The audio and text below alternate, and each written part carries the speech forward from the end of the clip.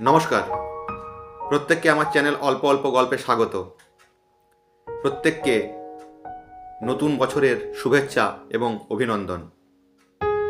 আমি প্রতিদিনের মতো আজও একটি নতুন এপিসোড নিয়ে হাজির হয়েছি। আমার আজকের আলোচনা পয়লা জানুয়ারি ও গ্রেগরিয়ান ক্যালেন্ডার। আমরা ইংরেজি সাল বা খ্রিস্টাব্দ বলতে যা জানি, আসলে তা হলো গ্রেগরিয়ান ক্যালেন্ডার।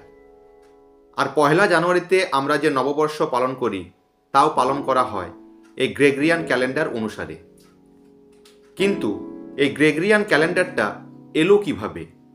এর পিছনে রয়েছে এক সুদীর্ঘ ইতিহাস। 1582 খ্রিস্টাব্দে ক্যাথলিক মতবাদ অনুসারে খ্রিস্টানদের ত্রয়োদশ ধর্মগুরু পোপ গ্রেগরিয়ান এই ক্যালেন্ডারটির প্রবর্তন করেন। তবে পোপ গ্রেগরিয়ান নতুন কোনো ক্যালেন্ডার প্রবর্তন করেননি, বরং তিনি খ্রিস্টপূর্ব 46 অব্দে রোম সম্রাট জুলিয়াস সিজার প্রবর্তিত ক্যালেন্ডারের কিছু অসঙ্গতি সংশোধন করেছিলেন। আবার জুলিয়াস সিজারের অনেক আগেই রোমানরা ক্যালেন্ডার আবিষ্কার করেছিল এবং তারা সেটা ব্যবহারও করত। কিন্তু তখনকার ক্যালেন্ডারের মাস এবং বছরের হিসাব ততটা সঠিক ছিল না। ফলে প্রকৃত সৌর বৎসরের সঙ্গে ক্যালেন্ডারের বছরের সমন্বয় ছিল না। এটা জানতে পেরে সম্রাট জুলিয়াস সিজার ক্যালেন্ডার সংশোধন করে সৌর বৎসরের সঙ্গে সমন্বয় করেন। তখন থেকে এই ক্যালেন্ডার রোমান সম্রাট জুলিয়াস সিজারের নামানুসারে জুলিয়ান ক্যালেন্ডার হিসেবে পরিচিতি লাভ করে। পরবর্তীতে 1582 খ্রিস্টাব্দে জুলিয়ান ক্যালেন্ডার পোপ গ্রেগরিয়ান কর্তৃক সংশোধিত হওয়ায় পোপের সম্মানে ক্যালেন্ডারের সর্বশেষ সংস্করণের নাম রাখা হয় গ্রেগরিয়ান ক্যালেন্ডার। গ্রেগরিয়ান ক্যালেন্ডার অনুসারে পয়লা জানুয়ারি হচ্ছে বছরের প্রথম দিন, আর এটাই নববর্ষ হিসাবে জনপ্রিয়তা লাভ করে।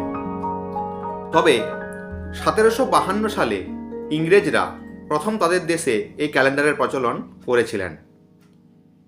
1752 খ্রিস্টাব্দে গ্রেগরিয়ান ক্যালেন্ডারের সঙ্গে পূর্বের জুলিয়ান ক্যালেন্ডারের ব্যবধান হয়ে গিয়েছিল 12 দিন। তাই 1752 খ্রিস্টাব্দের 2 সেপ্টেম্বরের পরের দিন ইংরেজদের গণনা করতে হয়েছিল 14 September. Gregorian calendar Italy, Poland, Portugal এবং স্পেনে প্রথম গৃহীত হয়েছিল। এটি বর্তমানে ব্যবহৃত সবথেকে সঠিক ক্যালেন্ডারগুলির মধ্যে অন্যতম। ইংরেজরাই ভারতীয় উপমহাদেশে এই গ্রেগরিয়ান ক্যালেন্ডার প্রচলন করেছিলেন। আজ এ পর্যন্তই। কেমন লাগলো আজকের এপিসোড? অবশ্যই ভালো লাগবে। নতুন নতুন ইনফরমেটিভ তথ্য পেতে অবশ্যই চ্যানেলটির পাশে থাকবেন। নমস্কার, ধন্যবাদ। প্রত্যেকে সুস্থ থাকবেন এবং ভালো থাকবেন।